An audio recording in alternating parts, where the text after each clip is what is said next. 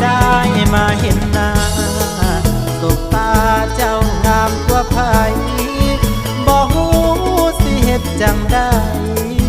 มาคืนหักหลายแท่น้อง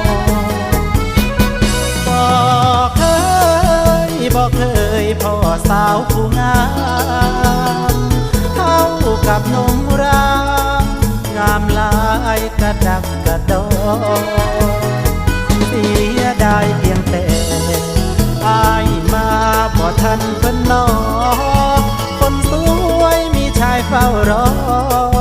ต่อคิวยืนใจไม้จอได้ข่าวว่าน้อง